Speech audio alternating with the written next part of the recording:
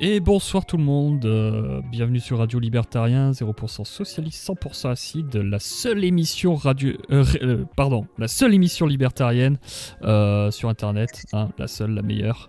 Bonsoir à tous, bonsoir Hub.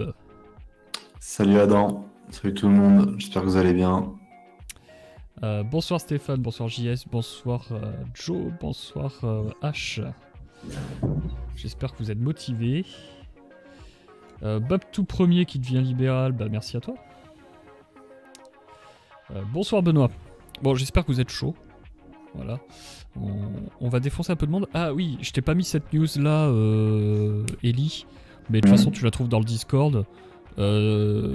Sur Nicolas Faure, on va vite fait traiter le truc, comme ça on pourra en faire un clip marrant, ça va trigger les mecs de droite. Ouais, je suis un peu énervé en ce moment, donc voilà, ça va taper sec. De toute façon, vous aimez me voir comme ça. Vous aimez me voir énervé en vrai. Bah, de toute façon, on n'a pas trop l'occasion de te voir autrement, enfin je me comprends. Bah si, ça va quand même. Bon, c'est vrai qu'il y a généralement pas de bonnes nouvelles au niveau liberté en France, donc c'est rare de me voir de très bonne humeur, mais bon, quand même. Regarde le dernier trailer de Peter Pan pour être de meilleure humeur. T'inquiète, je l'ai déjà vu. T'inquiète, je l'ai vu. Ah bah après, ça c'est comme le... Bah... Ouais, parce que j'en ai plus rien à foutre. C'est comme le même complètement nul qu'ils ont fait, même libertarien là sur Disney quoi. Enfin, on s'en fout que ce soit woke ou que ce soit pas woke. J'ai pas compris Le but c'est que nous les pro-liberté, on puisse créer en fait. Et qu'on fasse la même chose, par exemple une zone économique spéciale. Et encore, faire une zone économique spéciale, ça serait demander l'accord à l'État pour le faire, tu vois. Parce qu'il faut savoir que même si Disney World avait une zone économique spéciale, donc il y avait un certain niveau de gouvernance indépendant, on va dire, qui dépendait entièrement de Disney, c'était pas le cas de la justice, c'était pas le cas de tout ça, hein. Donc il faut se calmer un peu sur ce qu'a fait DeSantis, Ron DeSantis, oui. Voilà, bref. Donc oui, Peter Pan, bon bah oui, c'est une dégueulasserie woke. Maintenant, bah enlever la propriété intellectuelle, comme ça on pourra faire nous-mêmes nos propres live action ou dessins animés se rapportant à Peter Pan et qui éviteront de mettre des trans avec des plumeaux dans le cul, quoi. Voilà. Et je pense qu'on fera de meilleurs scores que Disney actuellement, qui est en train de s'effondrer. Logique de marché. Bref. Allez, on va commencer direct. Alors attendez que je récupère ma page info. On va commencer avec du lourd, avec un moustachu. Je sais qu'on aime bien les moustachus, mais ça dépend lesquels. Voilà. Il y a des moustachus, on les aime pas du tout. Alors là, ça fait partie des moustachus qu'on aime pas du tout. Mais genre vraiment pas. Et un moustachu qui est encore en vie. Voilà. Parce que les moustachus qui sont morts, ils sont morts, c'est pas grave. Voilà, Mario, on l'aime bien. Mario, ça va. En plus, il est plombier, il doit sûrement être artisan, tu vois, à son compte. Donc Mario, on l'aime bien. Non, on va parler de Philippe Martinez. Chacun traduit dans sa profession qu'est-ce que ça veut dire la France à l'arrêt. Voilà. Enfin, en tout cas, moi je l'ai dit tout à l'heure, la France à l'arrêt, c'est aussi peser sur l'activité. Quand on pèse sur l'activité, c'est aussi un patronat qui voit l'argent qui rentre plus et qui peut se dire même si on est d'accord avec cette réforme, on pense à nos intérêts et ça peut pas continuer comme ça. Je vous rappelle que Roch de Bézieux, si je me souviens bien, avait dit à une période que c'était peut-être pas le moment de refaire sortir les gens dans la rue. Voilà. Je sais pas si t'as entendu, du coup, si t'avais le son de ton côté. Non, j'avais pas le son, je le cherchais sur le Discord en fait. C'est pas grave. Mais non, je crois que je l'ai récupéré là, juste avant le live. Donc je l'ai pas mis. Okay. Bref, c'est pas grave. En gros, il nous dit, voilà, la France à l'arrêt, c'est peser sur l'activité. C'est peser sur le patronat qui peut pas faire d'argent, hein, forcément, ça réduit l'économie. Ça réduit l'économie, donc du coup, le patronat n'a plus les moyens. Donc, ils vont se dire, bon bah ok, on peut pas faire d'argent pour nous, pour le patronat, pour nous. Hein. C'est jamais pour verser des salaires ou autre. Hein. C'est d'abord pour eux. Hein. D'abord pour nous, on peut pas faire d'argent. Donc du coup, on va faire pression, même si nous-mêmes, la réforme des retraites nous avantage, on va faire pression sur l'État pour que ça continue. Ça paraît logique. C'est tout à fait logique. Tout se tient de manière cohérente comme d'habitude. Sauf que le problème, en fait, c'est que le patronat, il paye les salariés, non ? Ils ont des salariés.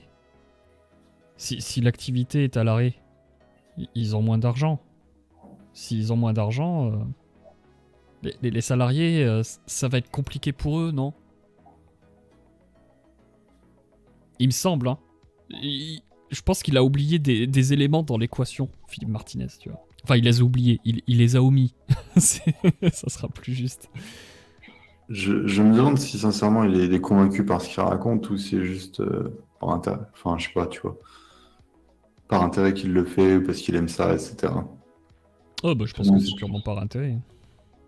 Je sais pas, c'est vraiment une question, c'est ce que je me pose sincèrement. Pour ceux qui n'ont ni son ni image, essayez de rafraîchir la page. Mais c'est un habitué, hein. C'est un habitué. Faut voir aussi l'argent qui se fait, hein, Philippe Martinez, de son activité de gréviste professionnel. C'est pas mal. C'est plutôt pas mal. Il s'en sort bien. Il s'en sort plutôt bien. On va continuer sur ce créneau, là, les retraites, etc. Justement avec Olivier Véran. Olivier Véran qui nous dit, je vous remets à l'écran, Olivier Véran qui nous dit « Mettre le pays à l'arrêt, c'est prendre le risque d'une catastrophe écologique, agricole, voire humaine. Mettre la France à l'arrêt, ce serait mettre en danger la santé de nos enfants, rater le train du futur. » Ah, merci Olivier Véran pour ces bonnes paroles. Dommage que tu ne les aies dites pendant la période du Covid. C'est idiot, hein. C'est idiot. C'est vrai que venant de lui, c'est quand même particulièrement cocasse, hein, ce genre de propos. C'est ça. Quand t'as arrêté toute l'économie d'un pays pendant 2 ans pour une grippe, et encore je suis gentil, bon, tu te la ramènes pas trop a priori. Bref, voilà, c'est assez drôle quand même qu'ils disent ça alors qu'il a mis à l'arrêt la France pendant quasiment 2 ans. Et que les effets, on commence à les ressentir. Alors moi j'aime beaucoup. Olivier Véran, Bruno Le Maire, etc. nous disaient, vous voyez, avec le quoi qu'il en coûte, on a réussi à pallier en fait à la mort des entreprises qui auraient pu avoir lieu, etc. avec l'arrêt de l'activité économique mondiale et blablabla et blablabla. On a une relance économique, etc. Une relance économique, je veux bien, mais le nombre de faillites en France, ça a augmenté de 78% chez les PME. Et au-delà de ça, c'est comme on se mange une putain d'inflation à je sais pas trop combien de pourcents, c'est autour de 10% toujours. Oui. Et encore, je crois que sur les produits alimentaires, c'est encore plus que ça. Et c'est pas fini. C'est peut-être pas fini. En plus, ils peuvent rien faire, ils sont complètement bloqués au niveau de la politique monétaire parce que justement, maintenant, c'est endetté avec leur fameux quoi qu'il en coûte. Donc ils savent très bien que s'ils augmentent les taux d'intérêt, ils vont complètement exploser les finances de l'État. Donc, ouais, mais effectivement, on en paye un petit peu les conséquences aujourd'hui de cette politique qui a été menée il y a maintenant 2 ans. C'est ça. Parce que là, j'ai donc les chiffres en 2022. C'est la plus haute augmentation de défaillance d'entreprise de son histoire. On est à près de 50% sur un an, selon un rapport du cabinet spécialisé Altares. C'est énorme. C'est énorme. Voilà. Et ça va aller en grandissant, hein, plus avec l'inflation et avec le rebours en fait. Parce qu'il ne faut pas oublier que les prêts l'argent magique qui était filé aux entreprises pour survivre, c'était des prêts, hein, il fallait les rembourser. Donc là, vous allez avoir l'effet sur les entreprises zombies qui auraient dû déjà crever depuis très longtemps. Et vous allez avoir l'effet après sur les entreprises en général qui se portaient pas forcément très bien grâce à la socialie, mais Enfin, j'en rigole, mais ça me fait sourire jaune, quoi, parce que c'est catastrophique. Ils se rendent pas compte que tout ça, ça va avoir un effet bien plus large sur tout le monde. Hein. De toute façon, à partir du moment où tu as l'économie d'un pays qui va mal, c'est tout le monde qui va mal. Donc, vos petites graisses sur les réformes des retraites, vous n'êtes pas prêts pour le reste. Vous n'êtes pas prêts pour la suite. Voilà. On verra ce que ça donnera. J'ai vu que les éboueurs pensaient ne plus ramasser les poubelles la semaine prochaine, en soutien au mouvement de grève, etc. Donc c'est bien. C'est bien. Voilà, c'est encore un exemple. Vous payez quelque chose et puis bon bah ils s'en foutent, ils foutent rien. Et puis surtout ils ne réfléchissent pas en fait que la réforme des retraites c'est de la daube. La retraite, c'est de la daube aussi, en fait. Les deux, en fait, dans tous les cas, tout ce que vous proposent les partis actuellement pour essayer d'endiguer la faillite de l'État au niveau du social, ça ne sert à rien. Premièrement, ce n'est pas légitime, et deuxièmement, c'est inefficace. Donc, stop. Nous, on a quelque chose à proposer, nous, en tant que libertariens, c'est... débrouillez-vous, en fait. Laissons faire le marché. Voilà. Qui est probablement le message politique le plus inaudible de la Terre. Ouais, je pense que c'est compliqué. À voir comment ça s'énerve sur Twitter quand tu dis ça, c'est très compliqué, tu vois. Après, voilà, il y a une mise en application de ces principes-là qui peut se mettre sur un certain temps, etc., pour en arriver à une capitalisation totale. Mais... nous, ne serait-ce que par principe, l'impôt c'est le vol, etc., on ne peut pas légitimer la retraite par répartition, qui n'est que du vol et de la redistribution de l'argent des uns aux autres. Et en plus de ça, le marché libre est bien plus efficace. Un système d'assurance privée, de mutuelle privée, les entreprises, un peu comme aux États-Unis, qui vont cotiser pour toi pour des packs retraite, tu vois, par exemple. Des packs retraite ou des packs soins de cancer. Ouais, parce qu'on a vu ça tout à l'heure. Aujourd'hui, c'était un peu lamentable. On reviendra là-dessus sur la santé et sur le fait que les droitards sont qu'en fait qu'une bande de socialistes en France. C'est assez catastrophique. Donc on reviendra là-dessus. Mais il faudrait éviter de prendre trop les États-Unis en exemple pour essayer de les critiquer parce qu'en fait, par exemple, sur les soins, c'est pas trop ce qu'on en dit. Bref, sur les retraites, les gens, au final, c'est une grosse part de capitalisation, même s'il y a une toute petite part de l'État fédéral. Ça, bien sûr, en France, on va pas te le dire. Hein. Ça, on va pas te le dire. Et ils vont financer leur retraite sur d'autres actifs privés, etc. Et au final, le minimum vieillesse qu'ils touchent grâce à l'État fédéral est moindre par rapport à la France. Mais ils touchent 3 fois plus de retraite rien qu'avec leurs assurances privées et leur rente des actifs qu'ils ont économisé toute leur vie. Voilà, 3 fois plus. Hein. 3 à 4 fois plus, ils touchent. C'est pas mal, c'est pas trop mal. De quoi payer son cancer. Est-ce que tu as quelque chose à rajouter, Ellie, sur le sujet là, des retraites, leur grève à la noix, etc. Non, pas grand-chose. Hein. Comme tu dis, système par capitalisation, ça le faut plus juste et plus efficace. Donc, le seul problème, c'est que c'est absolument pas audible politiquement, mais dans l'idée, évidemment, il n'y a même pas de débat possible. De bonne foi, il n'y a pas de débat possible. Pas audible politiquement, bon déjà, voilà. De quoi on parle quand on dit politiquement? Mais je pense qu'au contraire, ça serait largement audible par la majorité des gens. Mais les gens, ils se taisent. Tu sais, les citoyens en France, enfin les individus français qui vivent en France, la majorité ne sont pas sur Twitter. La majorité n'est pas sur Instagram, ou à part pour partager des photos de leurs chats, de leurs chiens et de leurs fesses sur la plage. Mais la majorité des gens ne sont pas, entre guillemets, politisés, ne sont pas là en train de gueuler sur Twitter et de s'écharper en débat. Et je pense qu'en fait, il y a beaucoup plus de gens qu'on ne le croit qui en ont marre. Qui en ont marre déjà de payer pour les autres.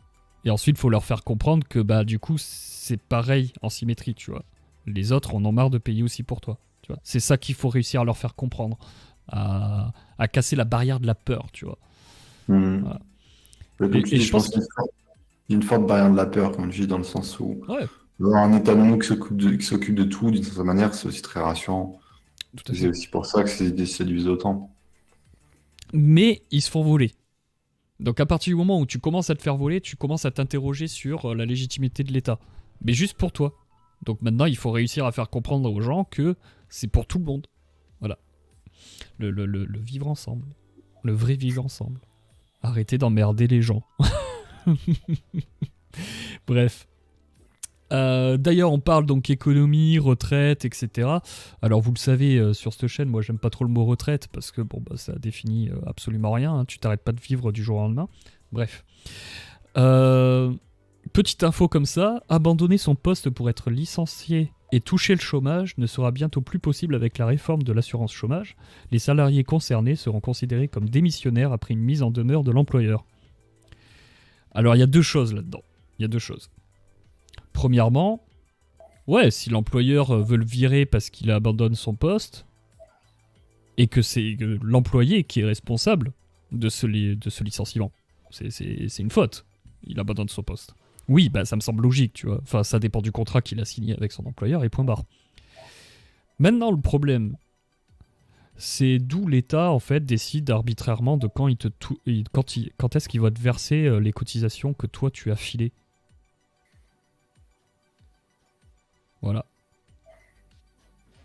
Ouais, c'est sûr que c'est difficile de réfléchir en libertarien sur ce genre de questions parce que tu es nécessairement dans un contexte étatiste. Hein. Le cadre d'une assurance publique obligatoire pour laquelle tu peux rien négocier. Donc, à partir de ce moment-là, c'est pas facile de se faire une opinion sur le sujet sans prendre un parti pris qui soit déjà plus ou moins étatiste en fait. Dans un système libre, il est évident que les salariés, si tant est qu'il y ait des salariés dans une société libre, mais bon, supposons qu'il y en ait, probablement qu'il y en aurait en tout cas beaucoup moins, peut-être plus du tout, souscriraient pardon, à des assurances privées s'ils veulent se prémunir le risque comme ça d'inactivité, et que ce serait au cas par cas que ça se négocierait de gré à gré comme ça, où chacun négocierait son contrat, ou peut-être il y aurait des grands contrats types qui émergent, mais t'as l'idée, ce serait par la négociation, et c'est ça qui définirait dans quelles conditions tu as le droit ou non à toucher ton assurance ou pas. Il n'y a pas Oui, de tout à raison, fait. effectivement, que ce soit juste l'État qui décide comme ça du jour au lendemain, oui dans quel cas, non dans tel cas, c'est purement arbitraire. Je reviens quand même sur l'idée de salariat en libérali. Euh, En fait, l'idée de salarié en soi, comment dire, c'est une abstraction qui a été soi-disant légitimée en fait par les lois iniques de l'État, qui a créé des inégalités entre deux individus qui échangent librement normalement. Il y a une certaine défense des salariés, le droit du travail, etc. L'accès au prud'homme, l'accès au médiateur, par exemple. C'est un truc à la con, hein, mais les auto-entrepreneurs le savent. S'ils ont bien lu les toutes petites lignes sur les sites officiels, en tant qu'auto-entrepreneur, tu dois payer un médiateur auquel toi, tu ne peux pas faire appel. Il n'y a que ton client qui peut y faire appel. Donc, par exemple, tu vois, ça c'est plein de petits privilèges qu'ont les salariés. À l'inverse, il y a sûrement dans certains secteurs des privilèges donnés aux patrons, peut-être, sûrement. Et c'est ça qui va définir en fait cette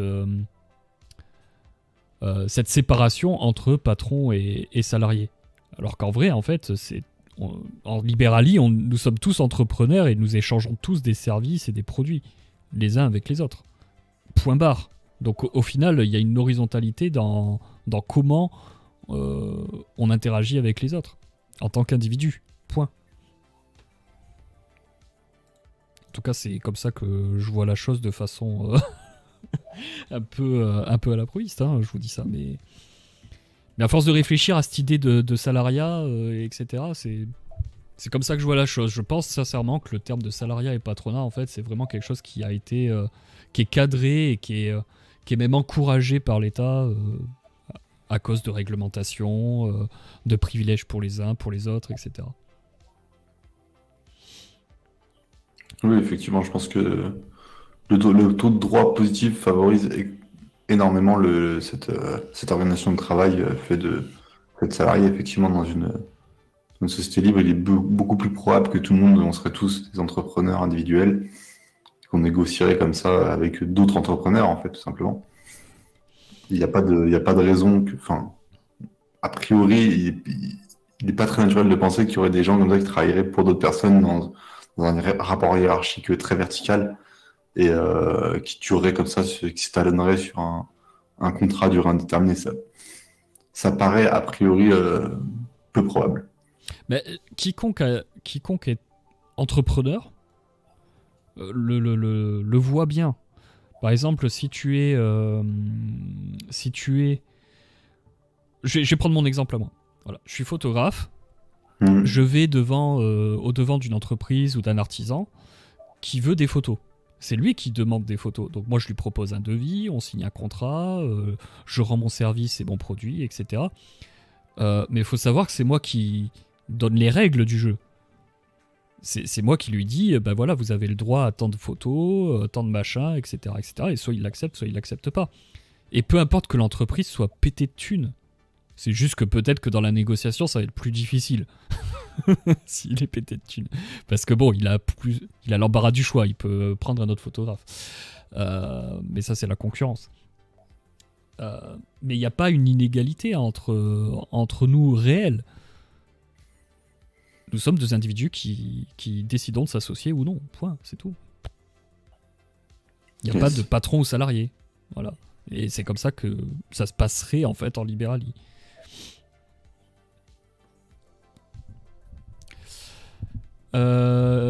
Alors Stéphane, il n'existe que des entrepreneurs individuels qui bien sûr peuvent s'associer, ouais. Disons que le terme est inutile, seul l'échange compte. Et du coup Stéphane a une question pour toi. Question pour le chapitre 5 dans la série Mode de sécession. Point d'interrogation. Ah ok, excuse. Bon, ok, je note. J'ai cru qu'il y avait vraiment une question. Je sais pas, je ne suis pas. Non. Summerhill, le tout provient d'une rhétorique marxiste extrêmement présente dans le vocabulaire, surtout dans la langue française. Ouais, c'est ce que je pense aussi, ouais. Vientienne nous dit le salariat est seulement un contrat sans fin prédéfini. Oui, mais en libérali, ça c'est pas possible. Enfin, ça serait largement pas possible. Peut-être que dans certains secteurs, ça pourrait l'être. Disons que ça paraît étonnant que... Enfin, c'est pas impossible en théorie, c'est plus en pratique, ça paraît surprenant, quoi. Ouais. Après, oui, surtout que le business, c'est un truc qui change toujours, un marché, ça évolue en permanence. C'est peu probable, disons, qu'une entreprise ait toujours besoin d'une même personne pour faire une tâche prédéfinie. Ça, pourquoi pas, hein, mais c'est pas le plus naturel. C'est ça. Bref, allez, on va passer au gilet Rip Curl de Jean Covici. Oui, parce que j'ai l'œil. J'ai remarqué que son gilet dégueulasse, c'était un Rip Curl. Donc voilà. Bref. J'ai trouvé ça amusant. Ça interloque les gens, tu vois. Ils voient le titre, ils se disent pourquoi il va parler du gilet de Jean Covici, tu vois. Bref, petite astuce. Allez. Les problèmes d'environnement que nous avons aujourd'hui sont des conséquences de la mise en route de flux physiques de plus en plus importants qui ont été ceux d'une activité économique de plus en plus importante. Qu'est-ce que c'est que l'activité économique quand on regarde depuis la révolution industrielle? C'est produire en quantité croissante des tables, des chaises, des voitures, des maisons, des appareils, des pistolets à eau et des t-shirts. Et à chaque fois qu'on fait ça, on prend dans l'environnement des ressources, on les transforme et on obtient à la fois le produit de la transformation qui nous intéresse, la maison, le t-shirt, etc., et des sous-produits indésirables qui nous intéressent pas du tout et qui s'appellent la pollution. Et globalement, plus on transforme, c'est-à-dire plus on a une activité productive importante, plus on pollue, plus on rejette de substances dans l'air, dans l'eau, dans le sol, etc.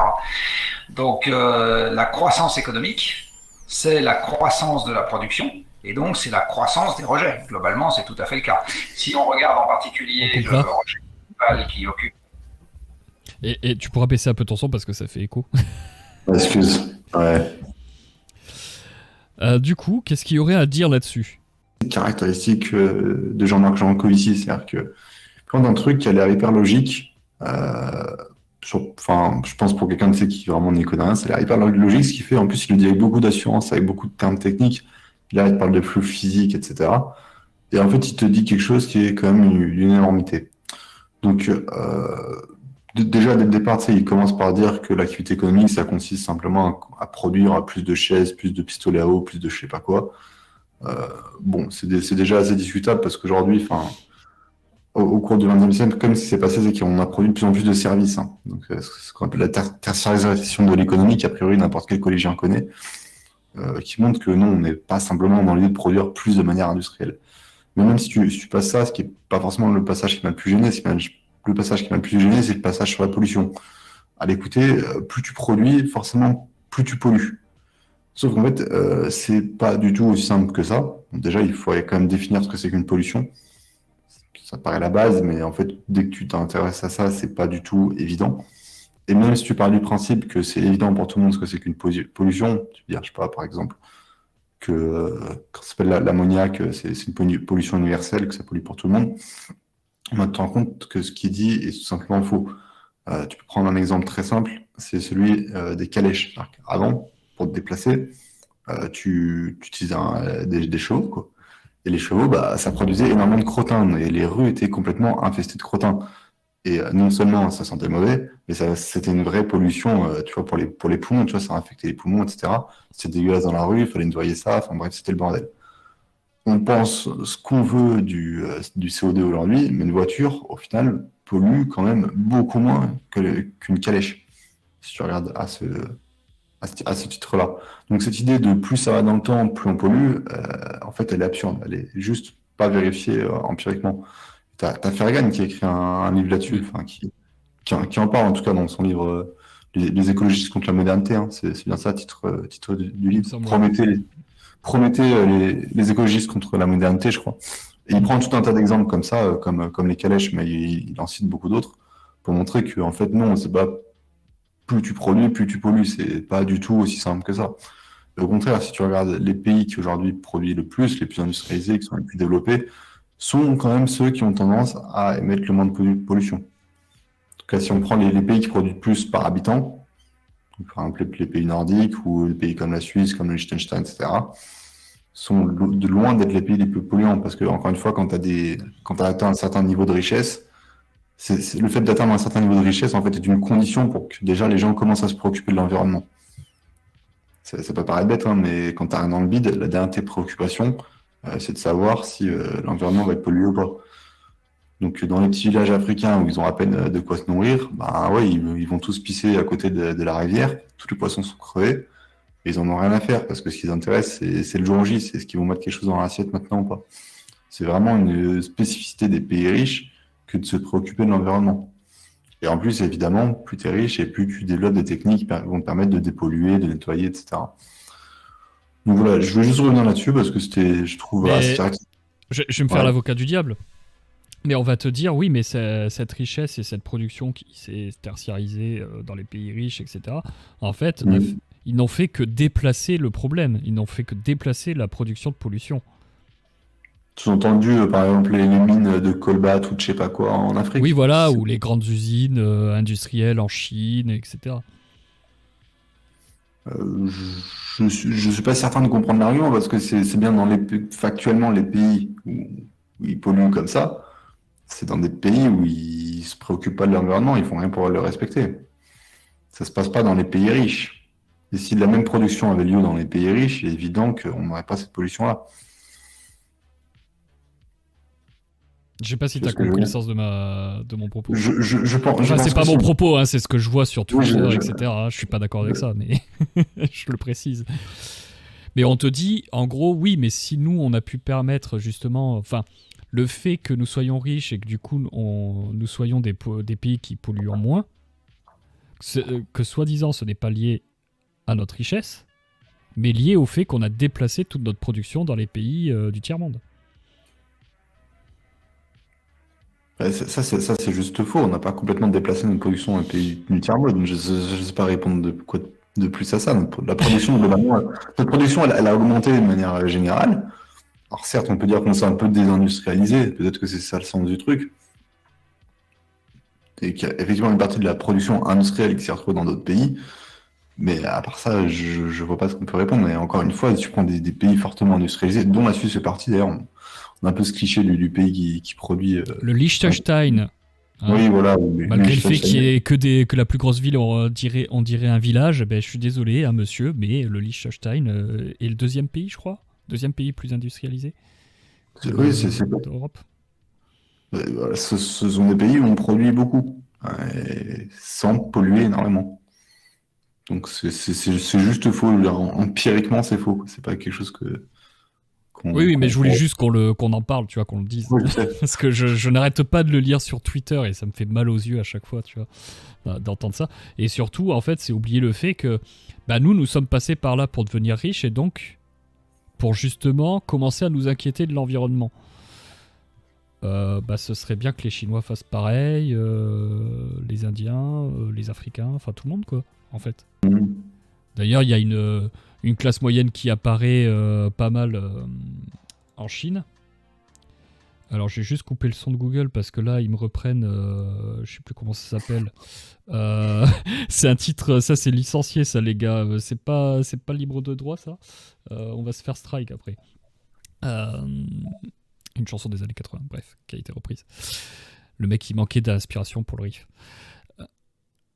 Donc les Chinois, on voit apparaître justement une classe moyenne petit à petit. Et bizarrement, on commence à voir des gens qui commencent à pas être très contents, tu vois, de l'État chinois. Qui se disent, on en a un peu marre d'être fliqués, etc.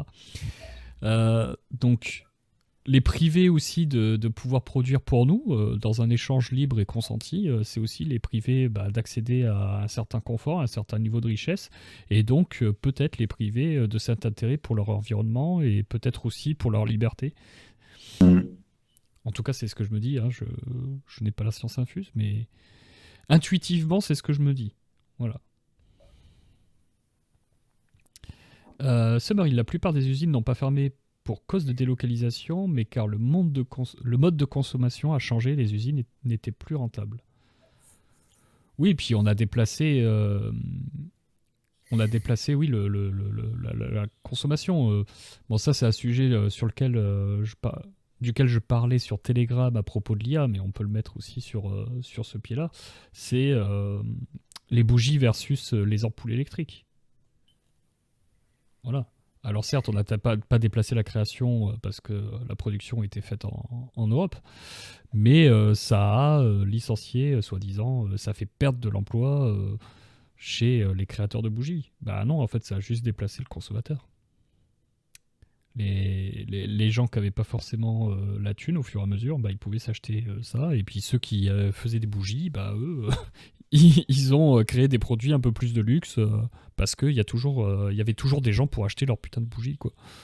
Voilà. Donc on s'en fout. Et c'est pareil pour la production, c'est pareil pour tout.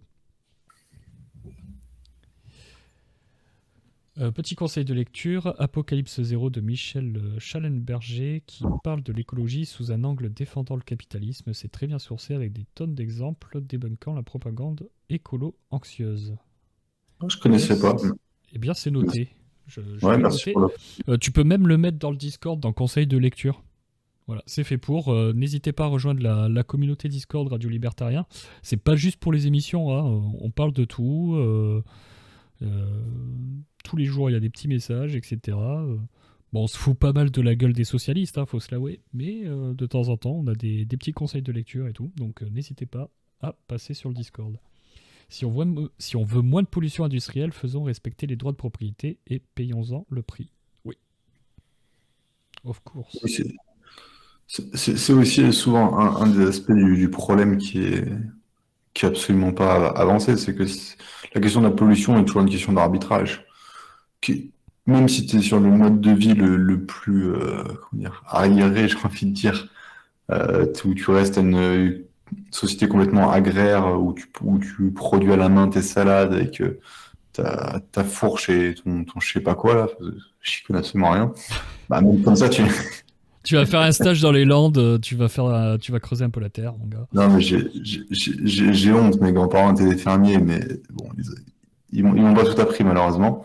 Enfin bref, même si t'es comme ça sur une production très très artisanale, on va dire, malgré tout, tu as toujours une forme de pollution, tu vas toujours foutre un peu des trucs pour tuer les insectes, tu vas creuser le sol, enfin, tu sais, tu vas forcément toucher la nature, j'ai envie de dire. Tu respires. Tu Ouais, respires. tu respires, tu vas mettre du CO2, enfin bref. La question, elle n'est pas de savoir s'il faut polluer ou pas, tu vas forcément polluer un petit peu. La question, c'est dans quelle mesure. Et dans quelle mesure tes voisins vont l'accepter ou ne pas l'accepter, c'est tout. Exactement. Donc, c'est une question d'arbitrage et de négociation. Mais c'est jamais présenté ainsi. On suppose que c'est mauvais et on suppose qu'il n'en faudrait pas du tout, ce qui est absurde. On en a besoin un petit peu, en fait. En tout cas, on peut pas faire autrement. On est bien obligé de faire un compromis. C'est illusoire de croire que tu peux vivre en tant qu'être humain et ne pas du tout polluer. Ça, c'est juste pas possible.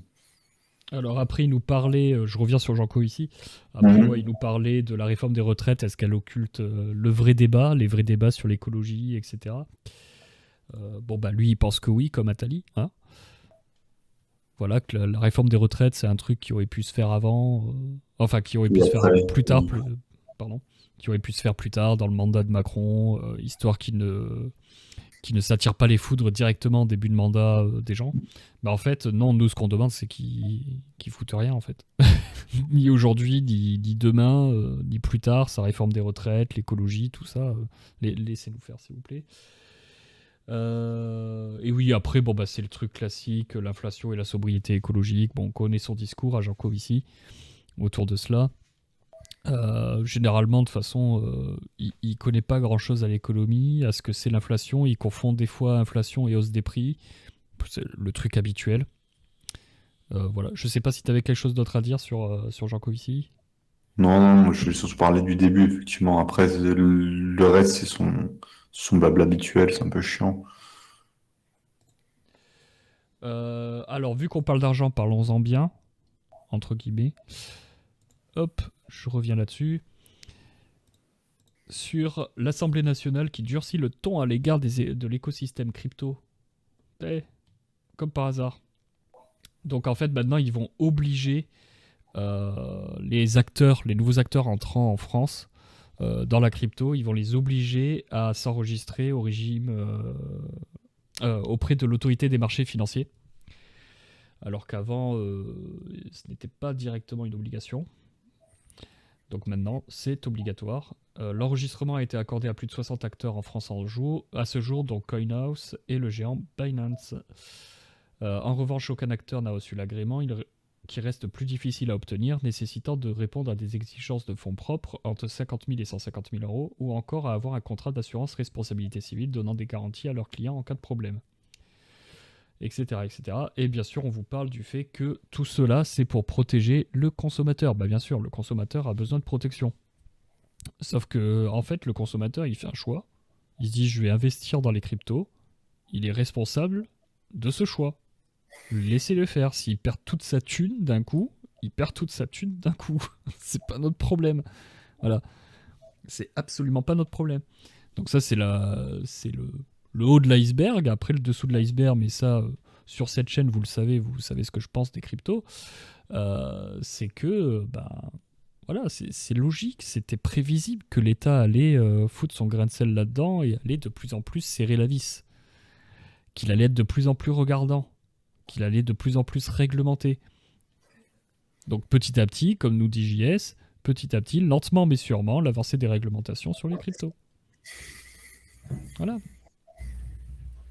Ils avancent petit à petit comme ça. Pouf. Et demain, les cryptos, en fait, ne serviront plus à rien. Parce que, comme d'habitude, la liberté avant les cryptos. Pas l'inverse. Voilà. C'était juste pour revenir un peu là-dessus. J'ai vu cette information, ça m'a pas fait rire parce qu'en soi, ça me saoule parce que les cryptos, c'est quand même intéressant. Mais voilà. C'est logique. Tant que vous avez un État, tant que les gens y croient dur comme fer, comme une religion, vos cryptos, elles serviront pas à grand chose. Hein. Voilà. Est-ce que tu avais quelque chose à rajouter, Eli, ou pas? Non, rien de spécial sur les cryptos.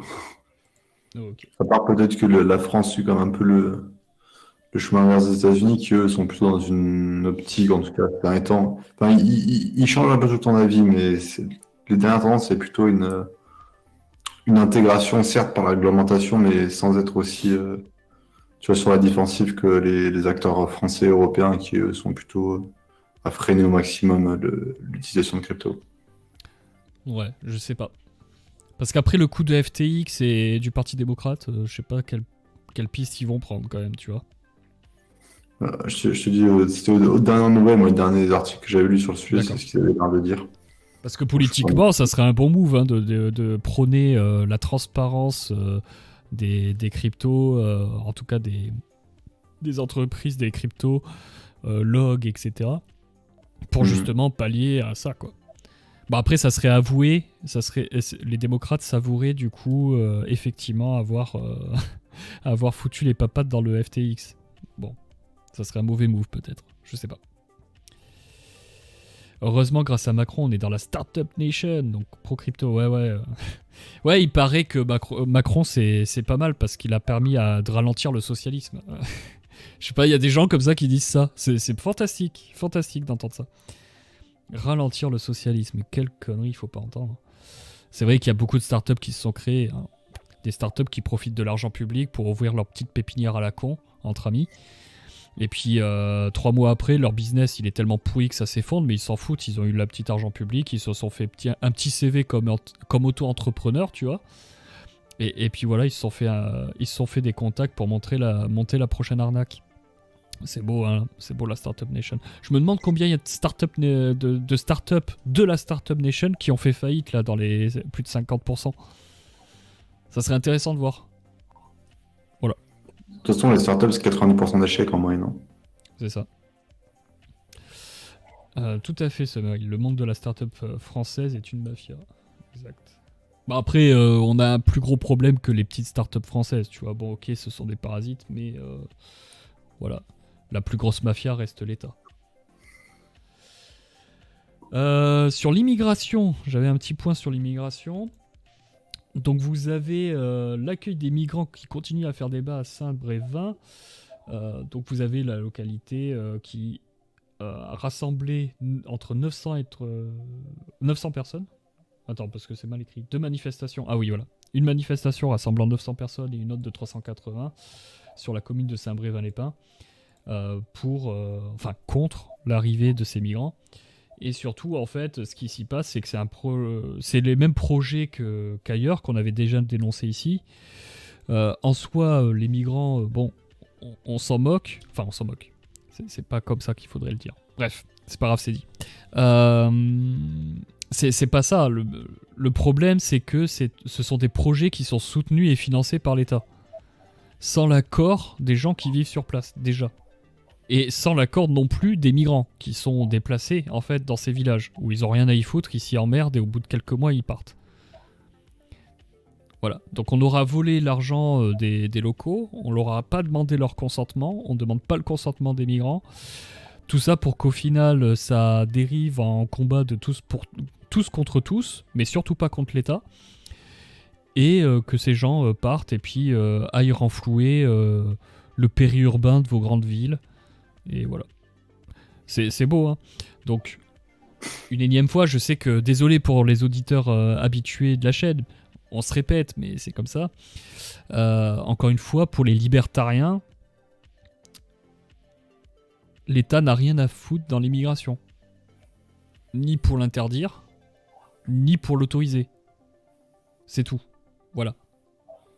Ni pour l'interdire, ni pour l'autoriser. Alors oui, du coup... Vous avez les mecs de gauche qui vont chialer en train de dire oui mais du coup on les aide pas, il faut absolument qu'on les aide, notamment à les sauver de la noyade par exemple. Et puis tu as les droitards qui vont dire ah mais oui mais du coup les immigrés ils vont pouvoir venir comme ils veulent parce qu'il n'y a plus de police aux frontières. Bah non en fait, parce que les frontières elles existent toujours, c'est celle de ta propriété. Et de toutes les propriétés privées. Et donc il va falloir le consentement de ces propriétés privées-là pour que l'immigré puisse passer, puisse travailler, etc., etc. Le monde libertarien, il n'est pas open border, il est closed border, mais des borders privés, des frontières privées. Voilà.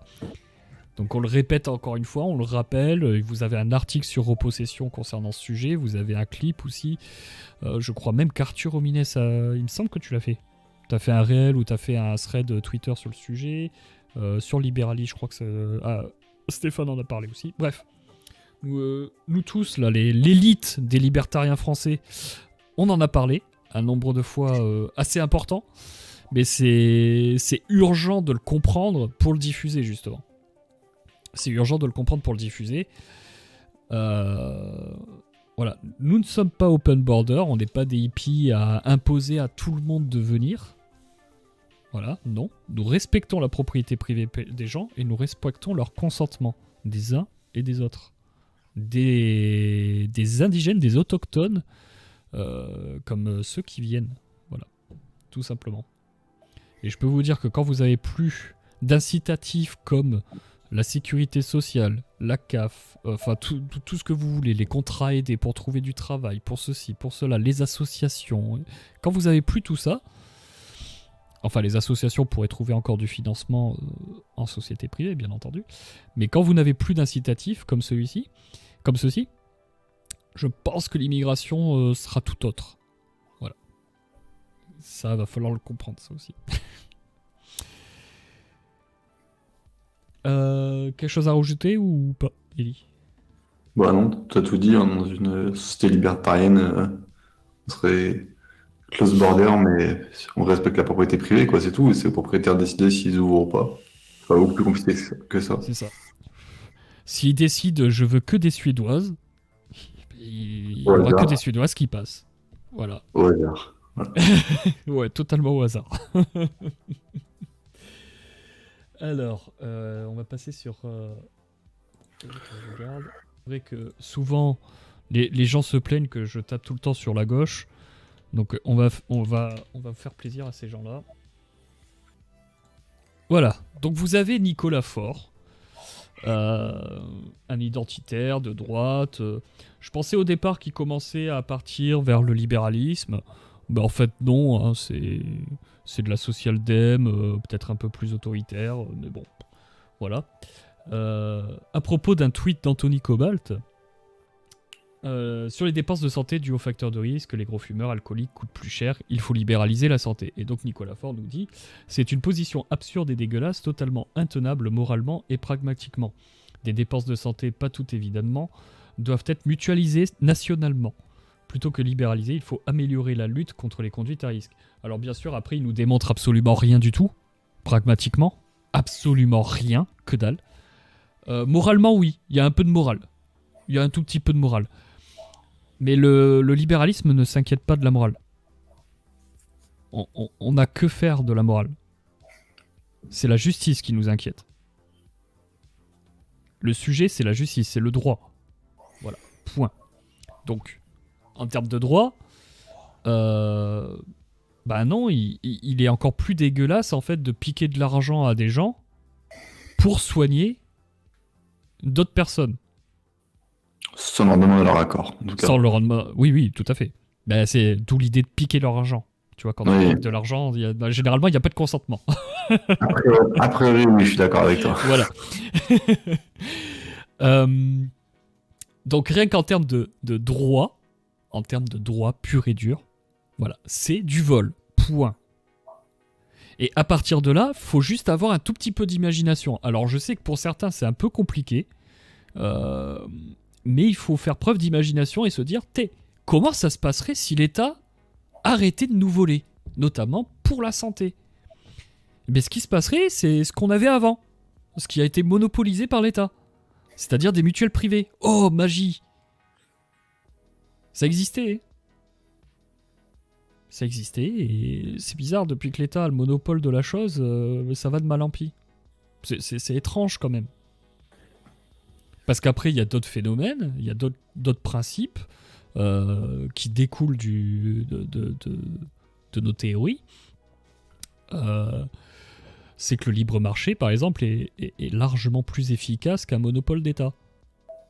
Donc non seulement il est plus juste, mais en plus il est plus efficace. C'est magique quand même, c'est beau. Réduction des prix, les médicaments sont en libre accès, donc réduction des prix sur les médicaments aussi. Réduction du prix des machines, par exemple, d'un scanner, d'IRM, que sais-je encore. Donc non seulement en termes de justice, c'est plus juste d'avoir un libre marché de la santé, mais en plus, c'est plus efficace. C'est fou quand même. Et nous, on peut le démontrer. Par contre, démontre que mutualiser nationalement la santé, c'est plus efficace. Vas-y, démontre-le. En regardant tout le territoire, bien entendu. Pas juste en regardant le point de la santé. Oh là là, on arrive à soigner quelqu'un qui s'est fracturé le pied, alors qu'aux États-Unis, la dame, elle est morte. J'ai vu ça dans les commentaires. Où ils mettaient une vidéo d'une nana qui va aux États-Unis, je crois qu'elle a une fracture ouverte à la jambe, et l'hôpital la refuse. Ils appellent les flics. D'accord ? Sauf qu'on n'a pas les tenants et aboutissants, on n'a pas tout le contexte, premièrement. Et que deuxièmement, en fait, c'est ne pas comprendre comment fonctionnent les États-Unis. Ça, je trouve ça merveilleux de tout le temps prendre, que ce soit sur la santé, la retraite ou que sais-je encore, de tout le temps prendre les États-Unis comme exemple de pays ultra méga libéral qui laisse mourir les gens. Mais c'est juste archi faux, c'est absolument faux. Les États-Unis est le deuxième pays le plus dépensier en termes de santé. Le premier pays, c'est la France. Ok. Il y a l'Obamacare, il y a l'Obama-Aid, il y a le minimum, il y a les obligations de mutuelle, il y a tout ce qu'il faut en fait d'un bon petit pays socialiste. Donc arrêtez de prendre l'exemple des États-Unis.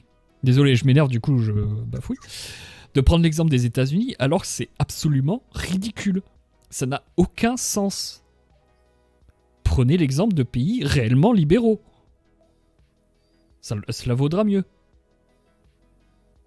Voilà. Et de toute façon, rien ne légitime le fait que moi, je sois obligé de payer le cancer de Monsieur Dupont qui a fumé des cigares toute sa vie. Rien. C'est son problème. Après, si d'autres personnes ont une empathie extrêmement élevée et de la thune, ils peuvent l'aider. Ils peuvent participer à des mutuelles privées qui viennent en aide aux cancéreux. Et il n'y a pas de souci. Il n'y a pas de problème. Mais ils consentent à cela. Et encore une fois, le libre marché fera baisser les prix de la santé. Et donc ce sera accessible. Alors bien évidemment, les toutes dernières technologies, les toutes dernières innovations resteront chères par rapport au reste. Mais c'est comme pour tout, c'est comme pour la voiture. Il y a encore 20 ans, un pauvre pouvait s'acheter sa voiture. Aujourd'hui, c'est plus compliqué. Ah, étrangement, réglementation. Mais le marché des médicaments, c'est pareil. Aux États-Unis comme en France, pour ouvrir ta pharmacie ou pour aller chercher ton médicament un peu spécialisé, il te faut une ordonnance. Je donne juste un exemple comme ça et des exemples précis pour que les mecs comprennent un tout petit peu le problème. Voilà. Est-ce que t'as quelque chose à rajouter? Parce que sinon je vais enchaîner, je vais continuer à m'énerver sur la santé. Non, pas grand-chose à dire. Effectivement, comme tu dis, les États-Unis sont loin d'être un pays complètement libéral sur le sujet. Et il faut aussi rappeler un truc à tous les gens qui disent qu'aux États-Unis, ils laissent les gens crever de maladies. Juste aller sur Google, faites une recherche sur l'espérance de vie aux États-Unis, vous verrez que non, on meurt pas à 40 ans, que les pauvres, on n'empile pas les cadavres des pauvres faute de pouvoir se soigner. Enfin, il y a un moment, il faut faire preuve un petit peu de retenue, je dirais, et de bon sens dans ses propos. C'est très facile de faire une recherche Google aujourd'hui. Avant de dire n'importe quoi, ça peut être une idée. C'est vraiment un cliché comme ça des États-Unis qui laisse crever complètement les gens, qui est absolument absurde. Parfaitement absurde. Et j'aime bien parce qu'à un moment donné, Nicolas Ford nous parle de bon sens, en fait. C'est le bon sens que de se dire qu'il faut mutualiser nationalement. Ou en tout cas qu'il faut mutualiser. Je pense qu'il a mis nationalement, mais parce qu'il veut toucher les nations, tu vois. Mais je sais pas s'il comprend très bien ce que ça veut dire. Mais bref. Je m'avance peut-être un peu trop. Mais en tout cas, mutualiser, si c'est le bon sens, alors laisse faire les gens, c'est le bon sens. Ça veut dire que les gens, du coup, ils vont le faire. Ils vont se mutualiser. J'étais là, mais t'es pas cohérent. Il y a un problème. Ouais, mais c'est ce que j'ai, une dernière remarque et je vous quitterai là-dessus. Effectivement, si c'est effectivement du bon sens, c'est complètement évident. T'as besoin de forcer les gens à le faire, en fait. Les bonnes idées, elles s'imposent d'elles-mêmes, elles ne s'imposent pas de l'extérieur. Les gens ne sont pas stupides. Donc si t'es obligé de le faire par la force, qu'a priori, ton idée n'est peut-être pas si bonne que ça. Tout à fait. Ou en tout cas, t'as oublié de penser à un truc ou deux. Tout à fait. Et puis oui, il y a la question de responsabilité. Nicolas Faure nous dit qu'il faut responsabiliser les gens, il faut faire de la prévention, mais justement, la prévention se fait par les assurances, par le prix, Tu responsabilises pas les gens, tu mutualises, hein, tu fais tout le contraire. et la responsabilité aussi. C'est-à-dire que si tu te dis, oh bah, je peux picoler, fumer comme je veux, de toute façon, bah, si j'ai un problème, si je dois être hospitalisé ou un scanner, bah, la sécurité sociale me le paye, bah ok, voilà. Tu vois, je vois pas où est la responsabilité dans une mutualisation nationale. Hein. Bref. Non, pas trop non plus. Eh ben écoute, sur ce, je vous souhaite une bonne soirée à tous, bonne émission. Bah, bonne Je soirée passe à toi aussi. pas beaucoup de news encore à Bah, on va lancer l'antenne libre de toute façon là, et puis on verra. Ça marche. Eh ben allez, bonne soirée à tout le monde. Bonne soirée. Ciao. Hop. Et voilà, le gros problème en fait qu'il y a avec que ce soit les gens de droite ou de gauche, hein, c'est qu'à chaque fois ils prennent un sujet très précis, et ils n'essayent pas d'en sortir. Ils ne sortent pas de ce sujet. Ils ne voient que par exemple le soin. Tu parles de santé, ils ne voient que le soin en soi. Mais après, il faut voir tout ce qu'il y a autour. Il y a la distribution, la vente de médicaments, il y a la vente et l'utilisation de machines particulières, il y a les hôpitaux en eux-mêmes, il y a les médecins, un libre marché de la santé, ça veut dire une libre concurrence des médecins aussi. Et oui, donc des médecins plus accessibles, des médecins plus efficaces, etc., etc. C'est ça que ça veut dire un libre marché. Faut pas juste voir, aujourd'hui faire un... Alors j'avais vu sur un site internet que accoucher aux États-Unis, soi-disant, ça coûtait 17 000 à 30 000 euros. Ouais, ok. Est-ce que c'est un libre marché ? Sur un libre marché, ton accouchement va te coûter de moins en moins cher. Plus il y a de concurrence, plus ça te coûtera moins cher pour le consommateur. Voilà, c'est des principes de base en fait qu'ils n'ont pas. Et surtout, ils ont des œillères, en fait, ils restent fixés sur un point très précis, sur lequel on peut être d'accord, pas d'accord, mais ils ne comprennent pas que sur un libre marché, tout ça rentre en osmose, il y a un organisme, en fait, qui se crée naturellement et qui se concertera. Bon, là, je parle de façon super abstraite, mais je sais qu'ils aiment bien qu'on leur parle comme ça. Et ça, c'est le libre jeu des individus qui échangent normalement, tout simplement. Donc il faut vraiment que les mecs de droite le comprennent, ça. C'est vital. C'est absolument vital. Et ne pas confondre morale et droit. Voilà, la morale n'est pas le droit. Et si vraiment votre morale c'est du bon sens, eh ben ça s'appliquera. Y a pas de souci. Aucun problème à avoir. Je remonte un peu vos commentaires, surtout depuis l'Obamacare, et puis c'est tout aussi si ce n'est encore plus réglementé que chez nous. Oui, tout à fait. On trouve des articles très révélateurs sur le sujet sur le site de Mrs. ou FE. Ouais, tout à fait. Aux États-Unis, vraiment, t'as des... Encore une fois, c'est État au pluriel, unis au pluriel. Donc t'as de très grosses disparités au sein même des États-Unis. Puis après t'as le fédéral. Je suis désolé, le fédéral, il dépense énormément d'argent en santé, en prévention et en réglementation. Donc c'est complètement ridicule. Si n'importe quel kiosque pouvait vendre des médicaments, il y aurait bien moins de pénurie de médicaments. Tout à fait. Et puis après, c'est la responsabilité des gens de les prendre ou de ne pas les prendre, de prendre un conseil d'un médecin sur quel médicament il doit prendre ou pas, et puis c'est tout. Et le reste, la nature fera le tri. Il me semblait que les mecs de droite étaient pour justement un certain niveau de darwinisme social. Bah, laissez faire, allez-y. Aussi, la propriété intellectuelle crée des monopoles. Oui, tout à fait. Bah oui, ça, j'en ai pas parlé. Effectivement, la propriété intellectuelle sur les médicaments, c'est une horreur. Ça ne permet pas de faire baisser les prix, au contraire. Tout à fait. Salut Guillaume. Surtout que rien n'interdit à Nicolas Faure de mutualiser volontairement dans un système libéral. Tout à fait, si c'est la meilleure stratégie, voilà, elle sera choisie par le marché. Exactement. D'ailleurs, je pense que les règles traditionnelles sont également apparues car c'était une méthode pour responsabiliser et prévenir contre les maladies. Oui, puis surtout que ça pouvait coûter cher, etc. Donc on se mutualise pour payer les soins. Et au début, c'est entre familles, puis entre voisins, etc. Voilà. Problème de cadre, tu as parfaitement raison, et quand on refuse de se mettre à l'économie, on plafonne dans l'analyse aussi. Après, oui, dans l'économie comme nous on l'entend en tant que libertarien, oui, je suis d'accord, tout à fait. J'allais dire oui, mais moi l'économie, je m'en fous. Moi, c'est la philo, le droit, mais en fait, tu fais de l'économie. De facto. Mais bon. Si à l'hôpital ça coûte trop cher et qu'une sage-femme fait ça pour 100 € dans une baignoire, alors il n'y a aucune raison d'aller à l'hôpital. C'est pas faux. Après, tu sais pas quelles complications il peut y avoir à l'instant T. Tu vois, tu peux prévenir les complications, mais tu peux en avoir aussi à l'instant T. Et donc, voilà. Après, moi, je ne suis qu'un homme, donc je vais pas faire du... Comment on appelle ça? Du malgaze? Je crois que c'est du malgaze, on appelle ça comme ça. Je vais pas donner des conseils sur, sur grossesse et accouchement. Je ne suis pas une femme. Mais... à voir. Je suppose que la mienne préférerait réitérer l'opération dans un hôpital plutôt que dans la baignoire. Je pense. Voilà. C'est quand même un peu plus safe, un peu plus sécurisé. Bien. Je vais lancer la libre antenne et puis je vais continuer les infos en même temps. C'est ça ce mail. Voilà. J'ai lancé les demandes, si vous voulez intervenir, pas de souci. Vous pouvez intervenir juste avec un micro, il n'y a pas de problème. Sinon, vous pouvez aussi avec une caméra, ça n'en est que meilleur. Voilà. Hop.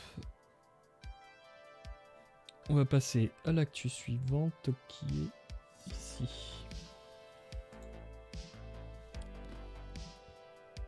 Alors, vu que je suis tout seul, maintenant on va parler un peu culture quand même. Hop. On va enlever le cadre 2, merci. Donc César 2023, Juliette Binoche explique pourquoi elle a interrompu le discours de Jamel Debbouze. Alors j'aime pas Jamel Debbouze de base, mais bon là il m'a bien fait rire quand même.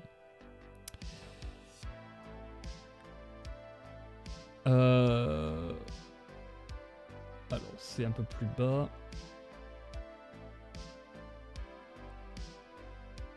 Voilà, durant son discours d'ouverture, Jamel Debbouze avait plaisanté sur les chiffres d'entrée en berne des salles françaises et sur les productions hexagonales. Pas une cascade, pas un effet spécial, c'est normal ça. Vous voulez faire des entrées ou pas, franchement. Il avait alors pris un exemple, je lis. Vincent Lindon marche langoureusement vers Juliette Binoche. À langoureusement, on a envie de vider la salle. Si tu remplaces langoureusement par des ninjas, sur la vie de ma mère, c'est pas le même film.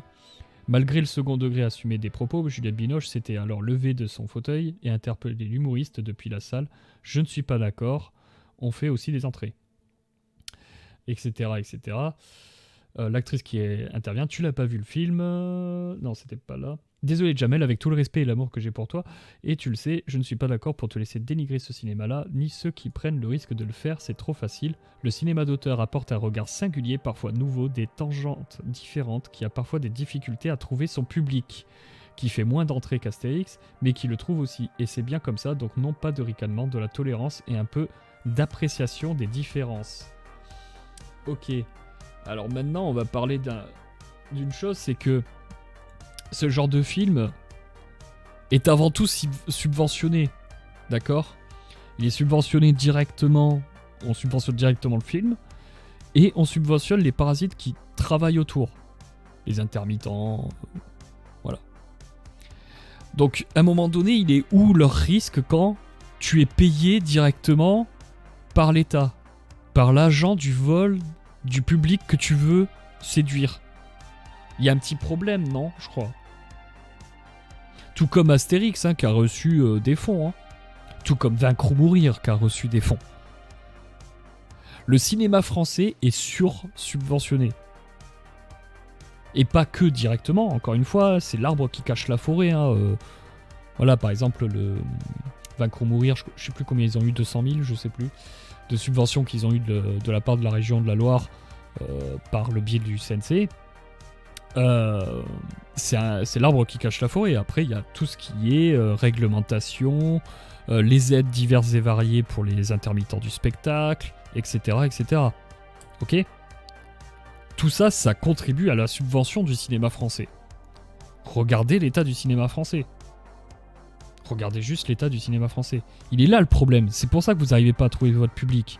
C'est parce que vous ne le cherchez pas. Vous ne cherchez pas votre public. Premièrement. Et deuxièmement, le marché français est extrêmement cher puisqu'il est subventionné. C'est logique. C'est tout à fait logique. Donc on en finisse avec tout ça. Hein.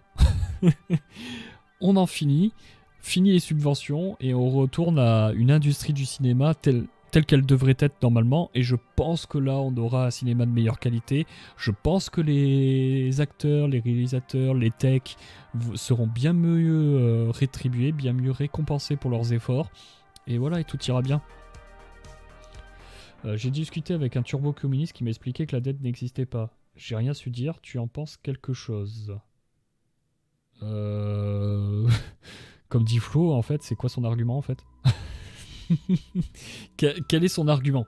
La dette n'existe pas. Alors déjà, de quelle dette on parle? Bon, je suppose qu'il parle de la dette de l'État, qui est en fait la dette des Français, puisque c'est sur notre production qu'elle est faite cette dette. Donc, quels sont ses arguments en fait pour dire qu'elle n'existe pas la dette? Quels sont ses arguments?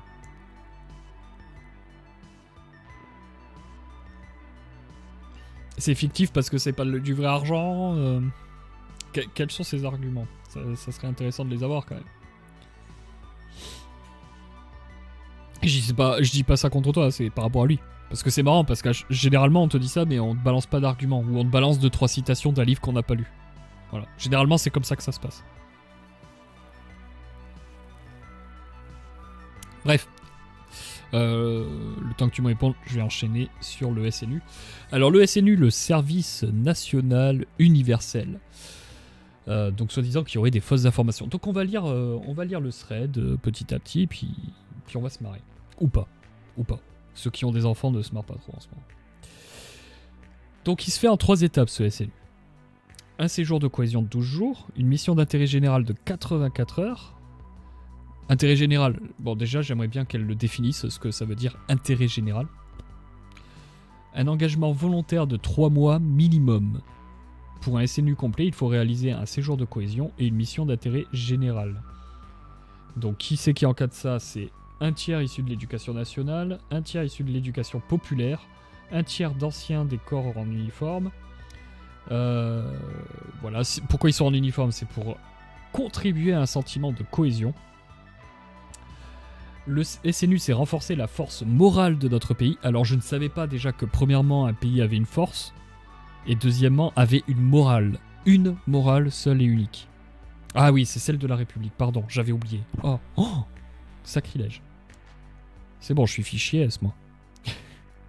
C'est préparer les jeunes aux différents risques climatiques du quotidien, en leur donnant les bons réflexes, atelier de la sécurité routière, les violences sexistes et sexuelles, les gestes qui sauvent, etc. Alors moi j'ai un très bon geste qui sauve, c'est la sécession.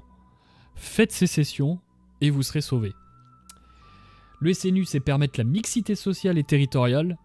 Des jeunes très différents peuvent se rencontrer et échanger pour créer de la cohésion sociale. Donc en fait tu vas forcer des jeunes, à se mélanger. Alors jusqu'à quel point, je ne sais pas. Corps et âme, peut-être. À corps perdu, sans doute. Mais peut-être pas. Suivant les quartiers, je pense que tous les jeunes ne veulent pas se mixer avec d'autres jeunes. Et toi, tu vas les forcer. Toi, tu vas dire si. Toi, Jean-Kévin, tu vas être copain avec Jean-Dylan. Voilà. C'est un ordre. Sinon, hop, t'as pas ton SNU. Et vu qu'il sera obligatoire, si t'as pas ton SNU, pouf, tu peux pas passer ton permis de conduire. Par exemple. J'espère que je ne donne pas des idées au gouvernement. Mais on peut imaginer un truc comme ça. Voilà. Tu peux pas passer ton diplôme, tu peux pas passer ton permis, tu peux pas... Voilà, des petites choses comme ça, un peu coercitives pour t'obliger quand même à respecter l'obligation du SNU, si c'est mis en place un jour. Et puis voilà, donc on va te forcer à être poteau avec peut-être ton souffre-douleur. Ou un de ses cousins. T'en sais rien. Voilà. C'est beau, hein, quand même. C'est beau. Le SNU, c'est découvrir toutes les possibilités d'un engagement qui s'offre aux jeunes, service civique, bénévolat, réserve civile ou militaire. Bah bien sûr, on va en faire des bons petits citoyens armés. Voilà. Le SNU, c'est un projet pour soi, gagner en confiance, s'émanciper pour les autres. S'émanciper, pardon. Pour les autres, j'ai fait un petit lapsus. Pour les autres, créer de la solidarité, de l'engagement et de la cohésion. Pour la France, faire vivre les valeurs de la République. Mais si on n'est pas républicain, ma chère dame, si nous ne sommes pas républicains, que faisons-nous ? Allez-vous nous noyer ? Voilà, petit coucou aux Vendéens. Je ne sais pas. Gagner en confiance au SNU, bah écoutez, si vous êtes à souffre-douleur, si votre enfant est à souffre-douleur et que vous l'envoyez au SNU où il va être mélangé avec des Kairas qui vont le prendre en grippe et qui vont le tabasser, je ne sais pas s'il va prendre confiance. S'émanciper, bah il faudrait déjà, la première des choses à faire en France, ça serait de s'émanciper de l'État. Je crois pas que ce soit le but du SNU. Créer de la solidarité, elle est individuelle et consentie, sinon c'est pas de la solidarité. De l'engagement et de la cohésion. Et comment tu t'engages si ce n'est pas consenti ? Si ce n'est pas consenti, je ne sais pas. Bref. Et donc, je vais passer deux vidéos là qui sont plutôt marrantes. On ne goûte pas son plaisir.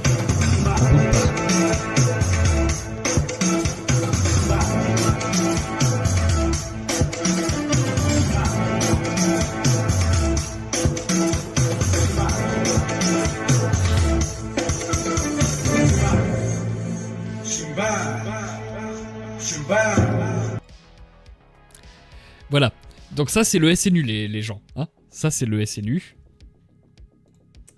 Et il y avait une autre... Hop.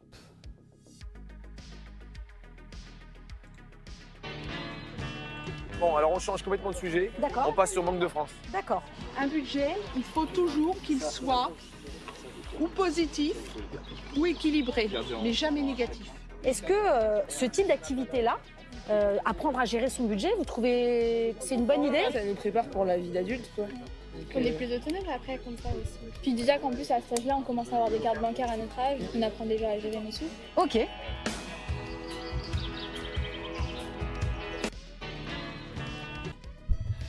Alors déjà, moi ce que je trouve hilarant, alors on va déjà parler de la dernière là, c'est de voir l'État, donc au travers du SNU, qui va apprendre à gérer son budget à des jeunes alors qu'il ne sait déjà pas gérer votre argent. Qu'il vous vole. C'est fantastique quand même. Je trouve ça hilarant. Je trouve ça vraiment hilarant. Ouais, voilà, des polos bruns. Ou comme j'ai mis là pour la petite affiche de ce soir, voilà, le polo blanc mais avec l'écharpe rouge qui va bien. Voilà. Bref, n'importe quelle jeunesse. Voilà, on va pas dire certains termes, mais n'importe quelle jeunesse des années 30, et pour certaines qui ont duré jusqu'en 91, ira très bien pour faire le parallèle avec le SNU. Donc voilà, donc on apprend à des jeunes à gérer son argent comme l'État, bah dis donc, on est mal barré. On est très mal barré. Et la gamine, elle a pas... Elle savait très bien où se placer, tu vois, là-dedans. Ouais, à notre âge, on a déjà une carte bancaire. Oui, bon, bah, elle est remplie par papa-maman. Donc, bien sûr, je vais savoir être autonome comme ça. Bien entendu. Voilà, je saurai, est-ce que je peux acheter ma figurine pop, mon mascara et les capotes dont j'ai besoin ? Je ne sais pas. Voilà, c'est à ça que va servir le SNU, à savoir gérer ton argent et à savoir faire la part des choses entre est-ce que je dois acheter le paquet de granola, est-ce que je dois acheter la bœuf de Jean Rachid, ou est-ce que je dois acheter la pilule du lendemain. Voilà, c'est à ça que ça va servir le SNU en gros, et à faire des danses de teubés. Voilà, à danser comme des teubés sur de la musique de teubés. C'est beau quand même, hein. C'est beau, hein. J'en peux plus, quoi. J'en peux plus. Et puis ça me fait flipper parce que moi j'ai un gosse, hein, donc je me dis non, ouais, un jour va falloir vraiment qu'on se casse de France parce que là ça commence à devenir un peu craignos et un peu compliqué quand même. Hein. Tout ce trajet pour en arriver quand même à faire un service national universel où en gros t'apprends rien, quoi. T'apprends juste à être gentil. Voilà. On te dit il faut être gentil, pas méchant. C'est pas gentil d'être méchant. C'est mieux d'être gentil que d'être méchant. Voilà, en gros c'est ça. Et on sait tous comment ça se passe dans des colos de vacances, surtout pendant 12 jours, etc. Bref, les enfants qui auront eu l'obligation d'être en SNU alors que c'était des victimes déjà au collège, ça va être compliqué pour eux quand même. Hein. Bref. L'État qui trouve toutes les stratégies possibles implique plus nul pour maintenir sa structure, c'est assez marrant à voir quand même. Bien sûr, ça c'est évidemment pour maintenir... le cadre de la morale républicaine, de ses pseudo-valeurs, et voilà. Il faut l'inculquer de force aux jeunes. Et ça va de pair avec l'obligation de l'instruction à l'école au final, parce que les dérogations sont tellement dures à avoir que ça sert à rien. L'obligation de l'instruction à l'école publique, ou privée, mais à l'école quand même, à l'éducation nationale, dès l'âge de 3 ans. Ça va de pair avec ça. Donc vous mettez ça, vous mettez le SNU, mais c'est parti, quoi. C'est parti.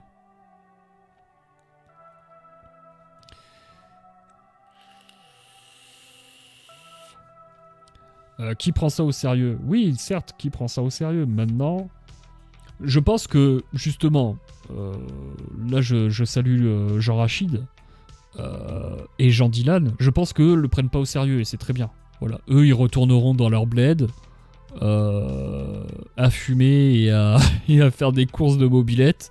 Ils en auront rien à foutre de la politique, ils n'iront pas voter, etc., etc. Par contre, il y a d'autres jeunes qui eux peut-être sont plus impliqués dans leur vie de tous les jours, peut-être impliqués dans les associations. Peut-être politiquement, etc., qui eux vont être encore plus embrigadés avec ce système, quoi. Ils vont être ultra embrigadés. Et ça, c'est d'une tristesse absolue. De toute façon, on ne peut pas légitimer, même si les gens se disent ouais, mais les jeunes ils s'en foutent. Donc bon, peu importe. On peut pas. On peut juste tout simplement pas légitimer ça. C'est le SNU est quelque chose d'injuste. Point. C'est tout. Maintenant, s'il y en a certains qui veulent faire les singes pour l'État, qu'ils aillent faire les singes pour l'État. Mais ça n'a pas à être obligatoire. Laisser l'État s'occuper de notre budget, c'est comme laisser ses gosses à Michel Fournier. C'est ça. C'est un peu ça, oui. Donc voilà. Voilà pour les informations. Alors non, c'est pas encore obligatoire. C'est en discussion, JS. Donc vaut mieux prévoir maintenant, vaut mieux s'en inquiéter maintenant que plus tard, tu vois. Le jour où ce sera trop tard. Mais ça fait déjà un moment qu'ils en parlent de ça. Ça fait déjà un bon moment. Bah, je pense qu'à chaque mandat, de toute façon, ils en parlent, hein, de mettre un service civique obligatoire. Alors là, ils appellent ça service national universel. Pourquoi universel, d'ailleurs, tu vois? Pourquoi dire universel? Ah d'accord, donc il y a des Chinois qui vont venir, il y a des Indiens... Je sais pas, il y a des Inuits aussi. Universel, pourquoi? Service national. Ah mais oui, mais service national, ça ferait trop militaire. Tu comprends? Là, universel, ça fait gentil. Tu vois? Ça fait écologie, féminisme, humanisme, etc. C'est pour ça. D'accord. Merci Guillaume. Donc, en tout cas, je vous remercie pour avoir été là ce soir. J'espère que ça vous a plu. J'espère que les informations qu'on vous a données étaient intéressantes. Je vous dis donc à jeudi prochain. Et puis, bonne soirée à vous. Je termine les demandes.